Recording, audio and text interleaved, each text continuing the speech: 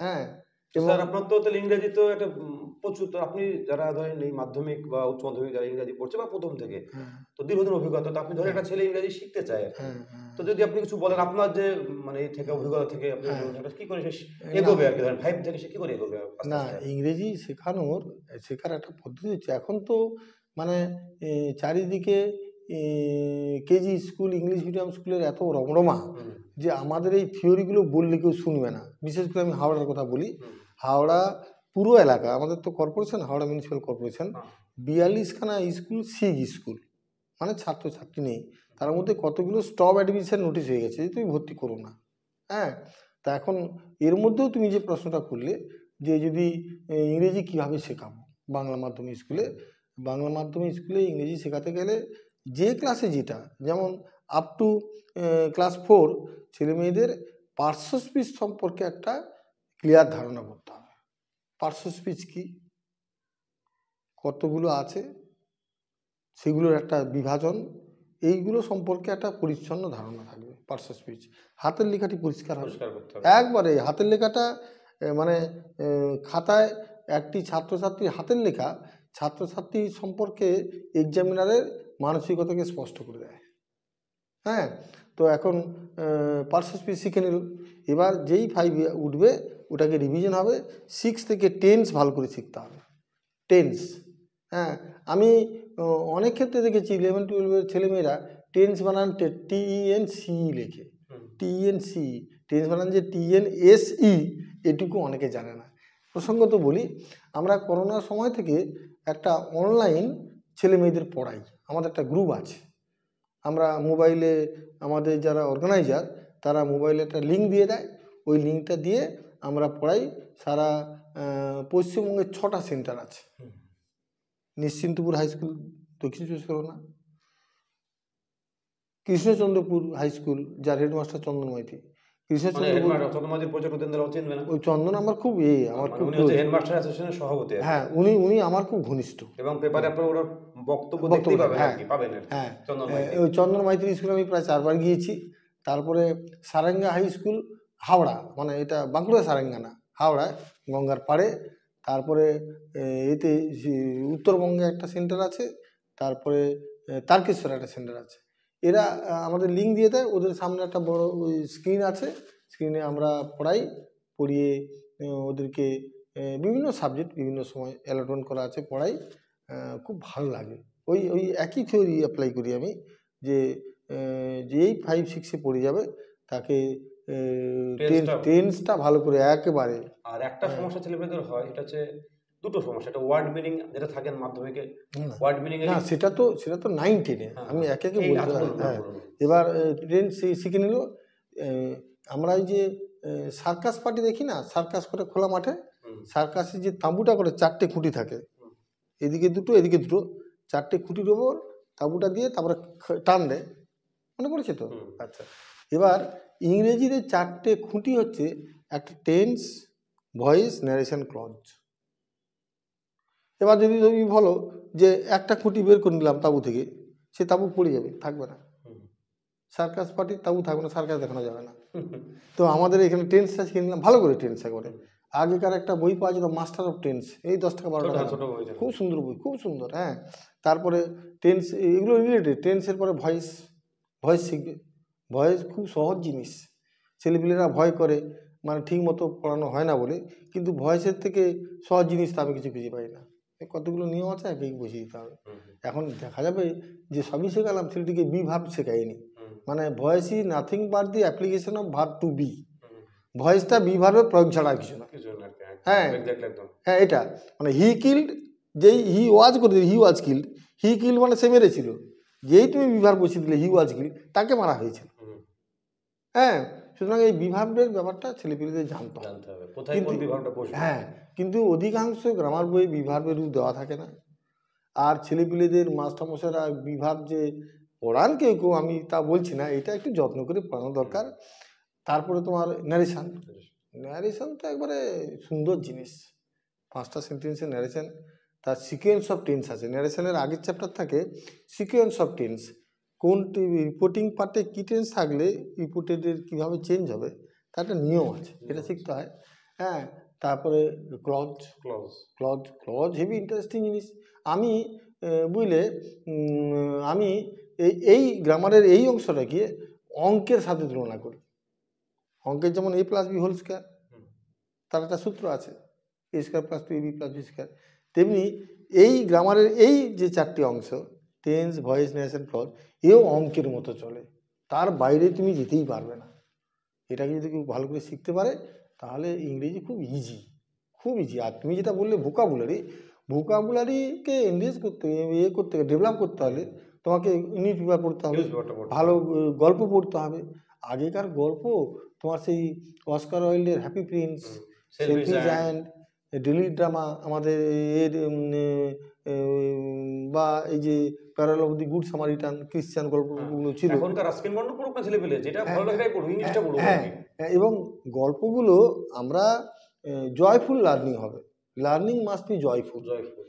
এমন গল্প দিয়েছে 9-10-এর বইয়ে, আমি নিজে তাতে এনজয়মেন্ট কিছু পাইনি। বাচ্চারা ভাবে কি করে? ভালো গল্প দিলে ডিকশনারি ব্যবহার কেমন করে করবে? ডিকশনারি হাতের কাছে দেখবে। হোমিওপ্যাথ যারা ডাক্তার, বিখ্যাত হোমিওপ্যাথ ডাক্তার, ধরো একটা যে কোনো ডাক্তারের ধরো টেবিলে, রতিন চক্রবর্তী, হ্যাঁ, ধরো টেবিলে আছে, তার ড্রয়ারে কিন্তু মেটেরিয়া মেডিকার বই আছে, যেখানে ভুলে যাচ্ছে খুলে দেখে নিচ্ছে। সেই দেখে নিয়েছে বলে ডাক্তার খারাপ না, সে তার কনফিউশনটা দূর করছে। সুতরাং ডিকশনারি প্রত্যেক ছেলেকে ব্যবহার করতে হবে। ডিকশনারি ধরো ফোনের জন্য কমে এসেছে, ডিকশনারি ব্যবহারটা খুব কমে এসছে, কিন্তু ডিকশনারিতে সুবিধা কি? ধরো তুমি একটা ইনভেস্টিগেশন একটা কথাটা করছো, ডিকশনারিতে খুঁজছো, তাহলে ওর সাথে ইনভেস্টিগেট সেটাও জেনে নিচ্ছে, সেটা ভাগ ইনভেস্টিগেশন নাউন বা তার বিভিন্ন যে অ্যাপ্রোপ্রিয়েট ফর্মগুলো আছে সেগুলো জেনে গেলে তার নিয়ারেস্ট মিনিং ওখানে আছে। তাকে ভার্বে চেঞ্জ করতে গেলে সে শুধু টিইডি দিতে হয় না ডবল টিইডি দিতে হয়, সেটাও আছে। এই জিনিস কিন্তু তুমি মোবাইলে পাবে না। সুতরাং ডিকশনারি, এবং ডিকশনারির কথা যখন বললে, আমি দেখেছি, আমি যখন 84-এ একব্বরপুর হাই স্কুলে মাস্টারি করি, ডেপুটেশনে, ফেয়ারওয়েলের দিন ওরা সংসদ ডিকশনারি দিয়েছিল, ইটিভি সংসদ ডিকশনারি। সেই বইটি আমি কাছে রেখেছি এখনও। সংসদের ডিকশনারি আরও ডেভেলপ করেছে ওরা, সুন্দর রিভাইজ করেছে। ওই বইটি আমি খুব পছন্দ করি। বা এই যে এভরিম্যানস ডিকশনারি, রামকৃষ্ণ পুস্তকালয়ের, এই বইটিও খুব ভালো, খুব ভালো বই। আমি খুব, ডিকশনারি সব বই ভালো, আমি কাউকে করছি না, গুড বেটার বেস্ট বলতে গেলে আমি কিন্তু করেছি। কিন্তু এই যেটা অক্সফোর্ড যেটা বের করেছে, ইটিভি বের করেছে, ওই বইটা মানে ওর থেকে আমাদের সংসদের ডিকশনারি ভালো। আর স্যার রাইটিং যে অংশটা, ছেলেমেলে ওই রাইটিং এর দক্ষতা সে একটা ছেলে কি করে নিজে লেখার অভ্যাস কি করে করবে? রাইটিং যেমন ধরো আমি তোমাকে একটু আগে বলেছি ভয়েস চেঞ্জটা যদি কেউ ঠিকমতো শিখতে পারে তাহলে প্রসেসিং বা প্রিপারেশন তার কাছে একবারে জল। হ্যাঁ, পয়েন্টে কি আছে? প্রসেসিং তো অল্টারনেটিভ ইয়ারে পরে পরীক্ষা, তাহলে কালেকশন অফ লেমন, এটা পয়েন্ট আছে। তাহলে ছেলেরা কি করবে? আমি লেমন সিঙ্গুলার প্লুরাল আর কালেক্টেড, তাহলে এই বি ভার্বের দিয়ে প্যাসিভ করে দিল। কালেকশন অফ মিল্ক, তাহলে মিল্কস তো হবে না, এর তো বহুবচন হয় না, মিল্ক ইজ কালেক্টেড।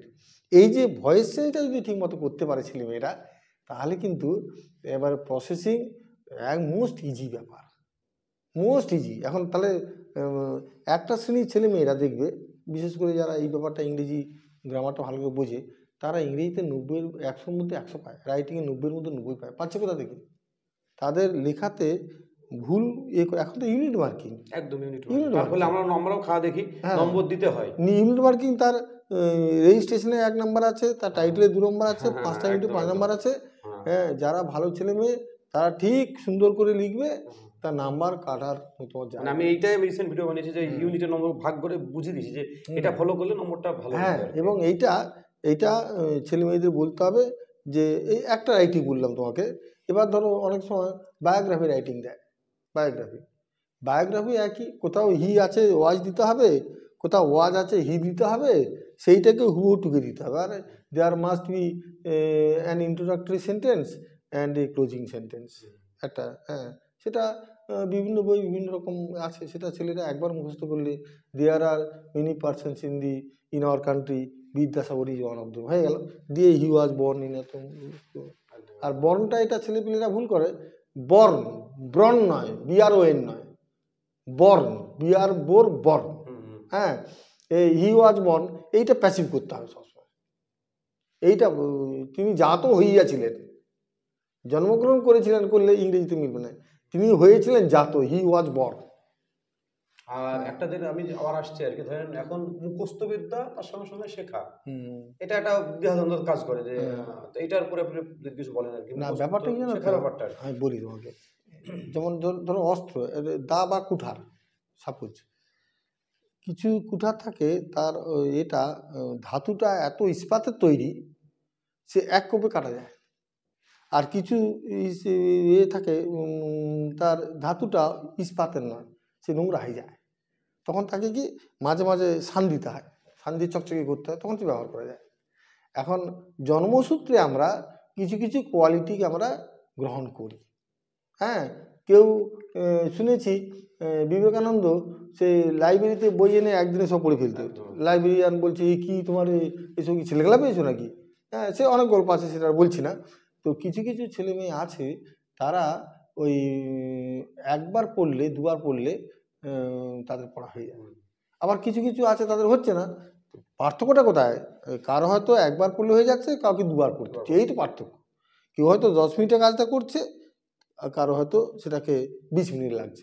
সে তো প্রতি ক্ষেত্রে লাগছে। একজন কৃষক যদি মাঠে যায়, একজন কৃষক একটা জায়গা সে 1 ঘন্টা কাজটা করে ফেললো, অন্য একজনের 2 ঘন্টা যাচ্ছে, এই ভ্যারিয়েশন থাকবে। হ্যাঁ, সুতরাং এটাকে মেনে নিয়ে চলতে হবে। কিন্তু আমার যদি পড়ার প্রতি ভালোবাসা থাকে, হ্যাঁ, তাহলে কিন্তু আমার 10 মিনিটের জায়গায় যদি 20 মিনিট যায়, ক্ষতি কি? কোনো সমস্যা নেই। এবং আমি একটা কথা বিভিন্ন জায়গায় বলি, তুমি দেখেছো আমি বিভিন্ন সামাজিক সংগঠনের সাথে যুক্ত, যে আমরা ধরো ছেলেপিলেরা যখন বড় হয়, সে হয়তো একটি মেয়ের প্রতি তার ভালোবাসা থাকে, একটি মেয়ে তার ছেলের প্রতি ভালোবাসা থাকে, মা তার সন্তানের প্রতি ভালোবাসা থাকে, সন্তান তার মাকে শ্রদ্ধা করে, যে মাকে না দেখলে মনটা একবারে উদ্গ্রীব হয়ে যায়, ছেলেটি তার মেয়েটিকে না দেখলে উদ্গ্রীব হয়ে যায়।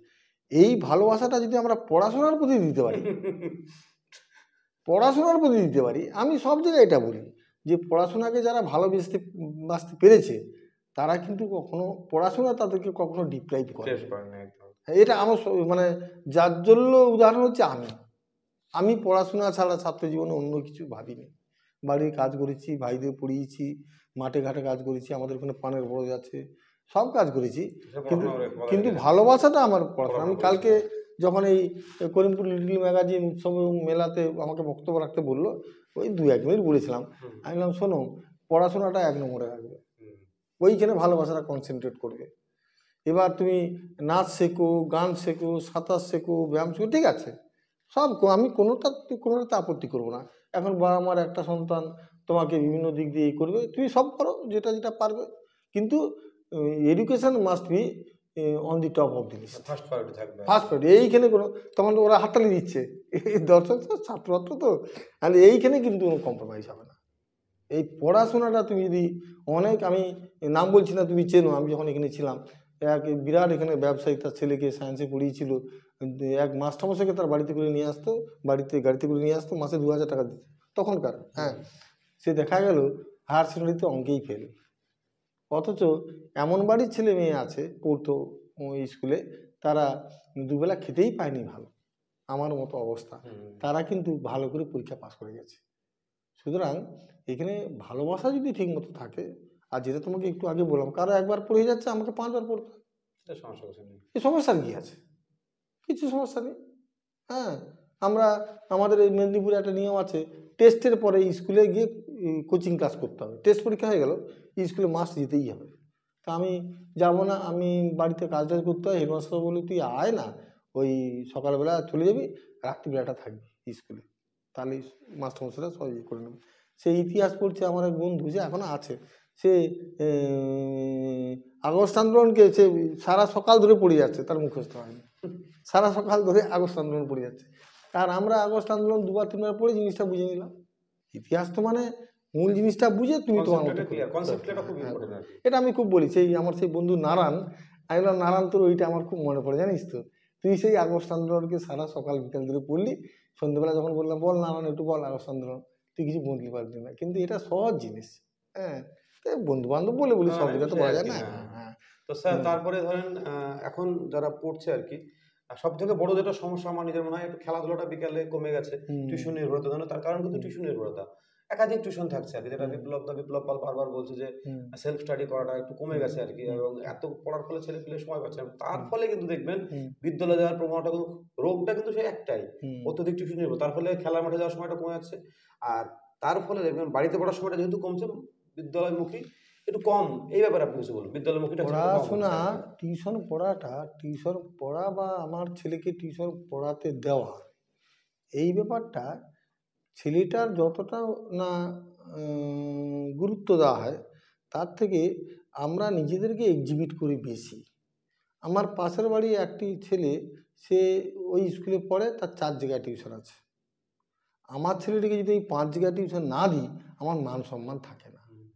এই মানসিকতা অধিকাংশ গার্ডিয়ানের, আমি সবাইকে বলছি না, অধিকাংশ গার্ডিয়ান এইরকম ভাবে যে ও যদি ওই স্কুলে পড়ে 4টে টিউশন পড়ায়, আমি তাহলে ওই স্কুলে পড়ি, আমার 5টা টিউশন, ও রেজাল্ট ভালো করতে হবে, না হলে হবে না। হ্যাঁ, এই যে মানে অসম্য লড়াই সংগ্রাম, পয়সা দিয়ে ভাবছি যে টিউশন দিলেই সব হয়। আমি টিউশন টিচারকে বলি ওই 500 বা 1000 টাকা দিয়ে ওই ডেলি লেবারের মতো, ছেলেটা মাস্টারমশাই এলো, ছেলেটাকে পড়তে দিয়ে দিল, বাবা মা কিন্তু পাশের ঘরে টিভিতে সিরিয়াল দেখছে, বাবা মা পাশের ঘরে টিভিতে সিরিয়াল দেখছে। এই জিনিস শিক্ষার যে কত পরিপন্থী, আমার মা লেখাপড়া জানতেন না, তখন টিভি ছিল না, কিন্তু বাবা পড়তে বস, এইটুকু, আর কিছু না। তার পড়ার প্রতি এত দরদ। হ্যাঁ, আমি মা গত বছর 100 বছর বয়সে গত বছর মারা গেলেন। হ্যাঁ, মানে ভাবতেই পারি না, এই অসম কম্পিটিশনে মা ছিলেন না, আর আমার তো সেই অবস্থা ছিল না। যেটা তুমি বললে যে এই টিউশনটা এই এতটা, আমি এর একেবারে এগেনস্টে, এবং আমি চাই ছেলেমেয়েরা নিজেরা পড়ুক। Every man is potentially divine. ধরো শরীরে একটা সমস্যা হয়েছে, শরীর সেটাকে রেজিস্ট করার একটা তার পোটেন্সিয়ালিটি আছে, সে নিজে থেকে রেজিস্ট করতে পারে। আমরা করি কি, সেটুকু সময় না দিয়ে চললাম ডাক্তারের কাছে, দাও ওষুধ দিয়ে দাও, অ্যান্টিবায়োটিক খাইয়ে দাও। এই টিউশন হচ্ছে ওয়ান কাইন্ড অফ অ্যান্টিবায়োটিক। টিউশনটা সে নিজেই ইতিহাসটা পড়ে পারবে, অঙ্কের জটিলগুলো কঠিনগুলো পারবে না, ইংরেজির জটিল কঠিনগুলো পারবে না, কিন্তু সহজে 2-4টে পারবে, সেটুকু তাকে করার আমরা সুযোগ দিই। তাকে যেন খাবারটা তৈরি করে খাই দেওয়া হচ্ছে, এবার চামচ দিয়ে তাও খাচ্ছে না, এটাও খাওয়াচ্ছে না। আবার কি ধরো টিউশন, আমার টিচার আসবে 7টায়, আমি ঘড়ির দিকে তাকাচ্ছি, মাস্টারমশাই এলে পড়তে বসবো, তার আগে পড়ছি না। আমার যদি টিউশন না থাকতো, আমি দিব্যি পড়তে বসতাম। হ্যাঁ, এইটা দেখছি। এবার ওখানে আধ ঘন্টা সময় এসে থেকে আবার শুরু হয় না, সেখানে আধ ঘন্টা, মানে হ্যাঁ, সুতরাং আমরা তো অত সব দেখতাম না, আমাদের সময় অত সব ছিলই না। পড়তে হবে। এই শীতকালে পরীক্ষা হতো ডিসেম্বরে, তখন মাঝে তো ওই এপ্রিল মেতে হলো, সব সেটা বাদ দাও। তো সেই এর মধ্যে কাঁথা মুড়ি দিয়ে লেপটেপ আমাদের ভাই ছিল না, হ্যাঁ, কাঁথাটা মুড়ি দিয়ে বসে সারাত্রি পড়তাম। দিনের বেলা তো মাঠে ঘাটে কাজ, হ্যাঁ, সারা জেগে পড়া। আবার ক্লাসের আমি বরাবরের ফার্স্ট বয়, সেই পজিশন আমাকে রাখতে হবে। সুতরাং দেখতাম যে 4টে টিচারের কাছে পড়তো, ঘুরে গিয়ে দেখতাম সে পড়ছে না কি করছে, দেখতাম তাকে, বুঝলে তো। হ্যাঁ, সুতরাং সেসব ইতিহাস এখন মনে হয় মাঝে মাঝে খুব, যেটা বলছিলে যে টিউশনটা কিন্তু এটা একটা অসুখে পরিণত হয়ে গেছে। কিছু মানুষের কাছে এটা তাদের প্রেস্টিজ ফাইট, যে ও ওখানে পড়ছে, আমার ছেলেকে। আর একটা যেটা আমার খারাপ লাগে আর কি, টিউশন ঠিক আছে হচ্ছে, চলছে, কিন্তু পশ্চিমবঙ্গের বিভিন্ন জায়গায় স্কুল টাইমে টিউশন কাটা আমি পুরো বিরোধী একদম। স্কুল টাইমে কিছু টিচার আছে, এটা মানে একদম এইটার ফলে কিন্তু আমরা সেই নিজেদের পায়ে নিজে কুড়ুল মারছি কিন্তু। এইটা আমি যে তুমি টিউশন টাইম করছো, আমি বলছি স্কুল লেভেলটা বলছি, কলেজ বাদ দিলাম, যে 5 থেকে 12 পর্যন্ত আমি স্কুল টাইমে টিউশন করছি আর কি, 10টার সময় 11টার সময় একদম মেন টাইমে, যেখানে স্কুল যাওয়ার কথা আর কি। বেশ করে আমি বলছি 10 পর্যন্ত বা 11-12 পর্যন্ত আর কি। তার ফলে কিন্তু একদিন কিন্তু স্কুলে যাওয়া ছেলেগুলো বন্ধ হয়ে যাবে না। এর কারণটা কি হচ্ছে, ধরো তোমার ছেলেকে তুমি টিউশন টিচার আছে, টিউশন টিচার বললো যে আজকে 12টায় তোমাদের টিউশন পড়াবো। এবার গার্ডিয়ানস মাথায় কি ভাবছে যে টিউশন টিচারের কাছে যদি পড়তে না যায় তাহলে ওর বেতন তো আমাকে দিতেই হবে। মাসে সে 500 দিই, 1000 দিই, 200 দিই, 100 দিই, সে পড়তে না গেলেও বেতন দিতে হবে, বরং স্কুলে পড়তে গেলে আমার টাকা লাগছে না। তাহলে যেটা আমার টাকা বেশি খরচ হচ্ছে ওইটাই যাক, স্কুলে যেতে হবে। হিসেবটা বুঝতে পারছি কি ব্যাপারটা? যে স্কুলে না গেলে তো আমার টাকা পয়সার কোনো ক্ষতি হচ্ছে না, বিনা পয়সার পড়া। কিন্তু টিউশন টিচারে না গেলে পরে আমার দিনে 100 টাকা বা 150 টাকা যেটা সেটা নষ্ট হয়ে যাবে। তো মা বাবা বলে কি দরকার নেই, তুই স্কুল থাক, ওই মাস্টারমশাই টিউশন টিচার পড়িয়ে দেবে। আর একটা কথা বলি, বাংলা মিডিয়াম ইংলিশ মিডিয়াম, আর স্যারের ছেলে আর কি বাংলা মিডিয়ামে পড়েছে, তাই তো? হাওড়া জেলা স্কুলে পড়েছে আমার ছেলে। আমি স্যারের ছেলে সম্পর্কে শুনবো, স্যারের ছেলে ডাক্তার আর কি, একটু বলুন আর কি।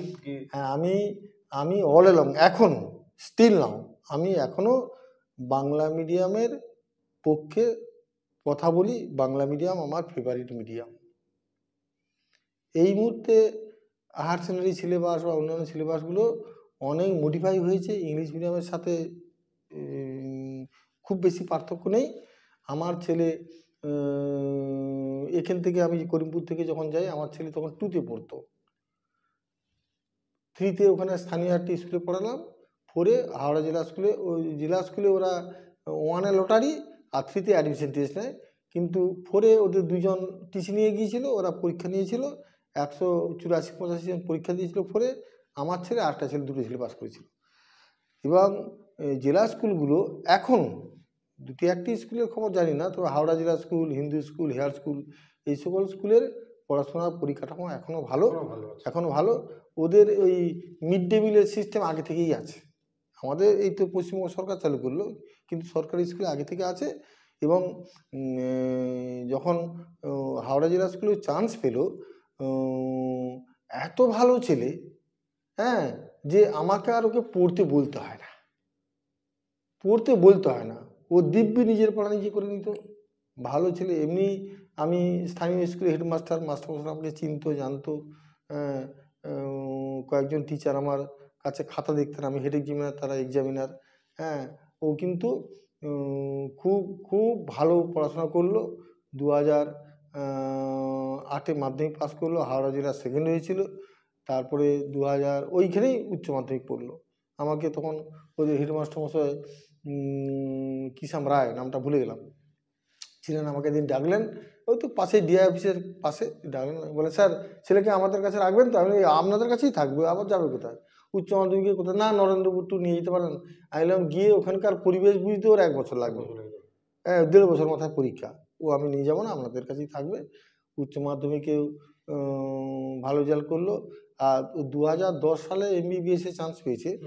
2000, তোমাদের মনে আছে নিশ্চয়ই, 2010 সালে উচ্চ মাধ্যমিক রেজাল্টের আগে জয়েন্ট এন্ট্রান্সের রেজাল্টটা বেরিয়েছিল। আমার ছেলে 208 র্যাঙ্ক করেছিল। এসএসকেমে দিলাম। এসএসকেমে আমার স্কুলের, বাক্সাড়া হাই স্কুলের 1974 সালের ওল্ড হায়ার সেকেন্ডারি ব্যাচের এক ছাত্র ছিল, ওখানকার ডাইরেক্টর পিকে প্রদীপ কুমার মিত্র। হ্যাঁ, তো ওখানে দিলাম, খুব ভালো পড়াশোনা। তারপরে এমবিবিএসের পরেই ও 2016-তে এমডিতে চান্স পেল, মেডিসিনে এমডিতে চান্স পাওয়া খুব শক্ত, এবার পেয়ে গেল। তারপর 2019-এ আবার ও ডিএম গ্যাস্ট্রোএন্টারোলজিতে চান্স পেয়ে গেছে। যে প্রশ্নটা তুমি করেছিলে যে পড়াশোনা আমি কতটা করছি সেটা বড় কথা, মাধ্যমটা এখানে ফ্যাক্টর না, কোনো ফ্যাক্টর না। যারা ওই সকল মেডিকেল বা ইঞ্জিনিয়ারিংয়ে যায় তারা এমনি উচ্চ মেধা সম্পন্ন। আপনি বলছেন আপনার স্কুল থেকে প্রত্যেক বছর অনেকে মেডিকেলে যাচ্ছে? আমার স্কুলে, আমি হায়ার সেকেন্ডারিতে, আমার স্কুল বাক্সাড়া হাই স্কুলে, আমি কিছু ভালো ছেলে হায়ার সেকেন্ডারিতে ভর্তি করতাম 11-এ। এবং তারা প্রতি বছরই তারা 10-12 জন করে ডাক্তারিতে চান্স পেত, এবং 10-12 জন করে। এবং আমি স্কুলের সামনে ওদের র্যাঙ্কটা ফ্লেক্সে করে টাঙিয়ে দিতাম যে এবছর উচ্চ মাধ্যমিকে জয়েন্ট এন্ট্রান্সে এই র্যাঙ্ক পেয়েছে আমার স্কুল থেকে। হ্যাঁ, খুব ভালো লাগে। ছেলেগুলো এখন বিভিন্ন মেডিকেল কলেজে আছে। এটা একটা শিক্ষকদের বড় প্রাপ্তি, এটা বিরাট প্রাপ্তি।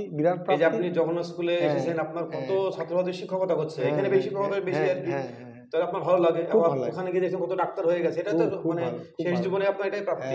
এই যে জগন্নাথের আমার প্রিয় ছাত্র সেই সুভাষিস ছিল। সুভাষিস তো 92 মাধ্যমিক, সুভাষিস ডাক্তারি পড়ছে, ওর বাবা বারবার খবর দিত স্যার সুভাষিস ভালো রেজাল্ট করছে। বছর 10-15 আগে রবীন্দ্র সদনে একটা প্রোগ্রামে, ডাক্তারদের প্রোগ্রামে আমি ইনভাইটেড, দেখছি সুভাষিস আমাকে দেখে চলে এসছে, সুভাষিস চলে এসছে। স্যার কী আবার? আমি এলাম গো, বলে স্যার শুনুন আমার একটা প্রেজেন্টেশন আছে আজকে। আমি ঠিক আছে শুনবো। দিয়ে প্রেজেন্টেশনটা শুনলাম, শুনে আমি বললাম কিছু কিছু শরীরে সমস্যা হচ্ছে। বলে স্যার আপনি আসুন, দেখবো আপনাকে, আপনি আসুন।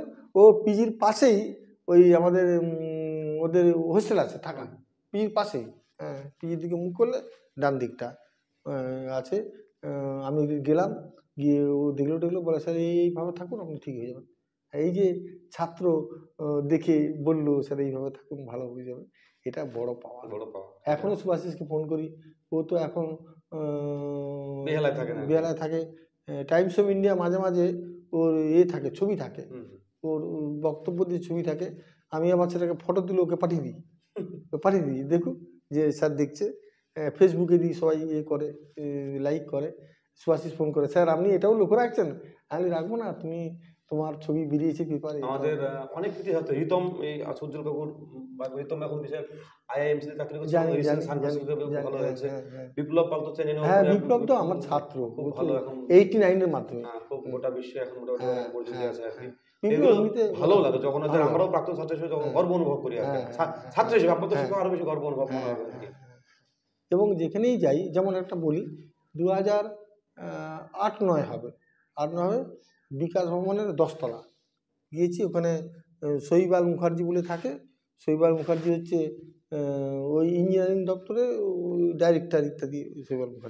শৈবাল বাবুর ছেলের সাথে আমার ছেলে পড়তো একসাথে। আমার ছেলে পড়তো হাওড়া জেলা স্কুলে, শৈবালদার ছেলে পড়তো বি কলেজ মডেল হাই স্কুলে, ওই শিবপুরে বি কলেজ মডেল।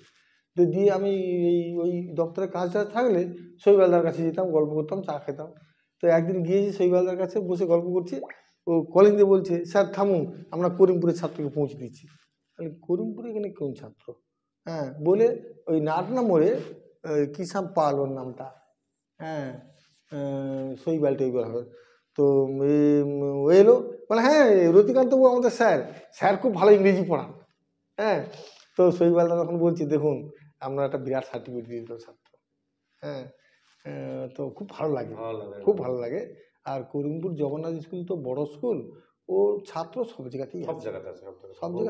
হ্যাঁ। তো স্যার যারা একদম পড়ুয়া, ধরেন এই প্রজন্মের পড়ুয়া যারা, তারা একটু মোবাইলে আসক্তি আছে আর কি, থাক না, মোবাইল তো তাদের উদ্দেশ্যে একটু কিছু বলেন যে তারা মোবাইল ব্যাপারটা হচ্ছে যুগের প্রয়োজনে কিছু কিছু জিনিস তোমাকে অ্যাকসেপ্ট করতে হবে। একটা সময় কম্পিউটার যখন আসছে বাজারে, চালু হচ্ছে, কেউ তার প্রতিবাদ করেছিল, হয়তো ভবিষ্যৎটা বুঝতে না পেরে। আমরা তো সবসময় সব জিনিস সম্পর্কে একবারে ওয়াকিবল থাকি না, কিন্তু পরে দেখা গেল computer is part and parcel of our life. Computer বাদ দিয়ে চলে না। মোবাইল এসছে, মোবাইল সেই আমরা সেমিনারি যখন পড়ি, তখন বিজ্ঞান অভিশাপ না আশীর্বাদ রচনা মুখস্থ হতো। তো তখন এক জায়গায় বলেছে, শেষে কনক্লুশনে বলেছে যে পেস্টিসাইড ব্যবহৃত হয়েছে কীটনাশক, কীটকে নষ্ট করার জন্য।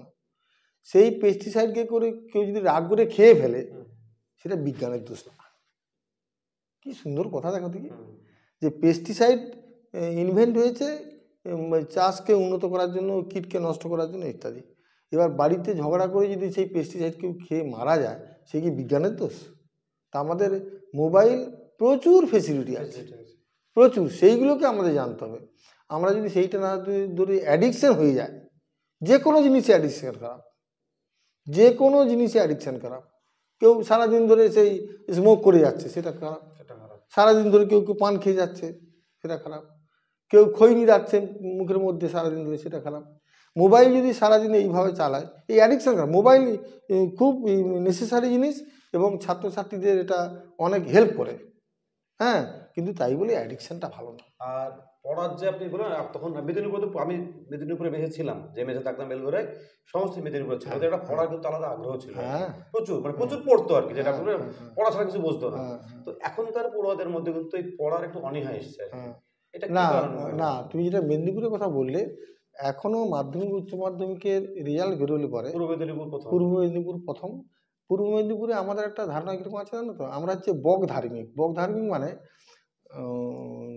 একটা জলাশয়ের মধ্যে বক আছে, সে দেখেছে এইখানে একটা মাছ উঠছিল, মাছটা ডুবে গেছে, সে কিন্তু ওইখানে এক পায়ে দাঁড়িয়ে বা দু পায়ে দাঁড়িয়ে যেভাবে ওয়েট করছে, মানে wait until your target is fulfilled. যতক্ষণ না মাছটা উঠবে সে খাবে, তারপরে সে যাবে। আমাদের মানসিকতা এইরকম যে আমাদের গোলটা অ্যাচিভ করতে হবে, পড়াশোনা ভালো করতে হবে, রেজাল্ট ভালো করতে হবে, তার জন্য যতটুকু করতে হয় আমরা করতে হবে, এইটা হচ্ছে আমাদের মানসিকতা। এবং তোমাকে একটু বলে দিই, এই যে আমি হাওড়ায় বিভিন্ন ছেলেকে উৎসাহিত করি, সম্বর্ধনা দিই, উত্তরণ বলে সংগঠন আছে। ধরো মাধ্যমিক উচ্চ মাধ্যমিকে 60 জন ছেলে মেয়েকে আমরা বাঁচলাম, তাদেরকে সম্বর্ধনা দেবো। এবার 60 জনকে যদি তুমি খোঁজো, 40 জন কিন্তু দেয়ার ফ্রম মিদনাপুর, তাদের বাবা চাকরি সূত্রে চলে এসছে, হ্যাঁ, তারাই এখানে এই 40 জন তারা ভালো রেজাল্ট করছে। হ্যাঁ, সুতরাং আমাদের এই মেদিনীপুরে পড়াশোনার যে ঐতিহ্য, এইটাকে আমরা টিকিয়ে রাখবো। এবং ভালো লাগে এখনও পড়াশোনার ক্ষেত্রে। আমি এই সকল অঞ্চলে অনেক গল্প শুনেছি যে পরীক্ষাতে বিভিন্ন রকম দুর্নীতি হয়, বিভিন্নভাবে কারচুপি হয়, কিন্তু সে তুলনায় মেদিনীপুর অনেকটা স্বচ্ছভাবেই পরীক্ষা হয় বলে আমার। তো স্যার, সাক্ষাৎকার তো অনেক বড় হচ্ছে, স্যারের কাছে আবার যাব, মানে স্যারের যেখানে বাড়ি সেখানে যাব, আর স্যার নানান কর্মযুক্ত শ্যামবাজারে স্যার থাকেন, আর ওখানেও যাব, আমি তো ঘুরি মোটামুটি। তো স্যার আবার আপনি কিন্তু আবার নেব সাক্ষাৎকার, আবার নেব নানা বিষয়ে, অনেক বিষয় নিয়ে। একটা সাক্ষাৎকার অনেক বড় হয়ে যায়।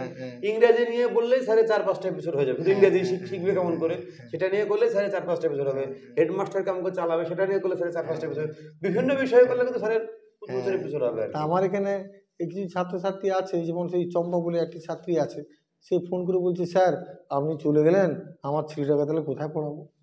আর এই কি কথা, তুমি করিমপুরে কত মাস্টারমশাই আছে, না আপনি না হলে কি পড়াবে আমার ছেলেকে?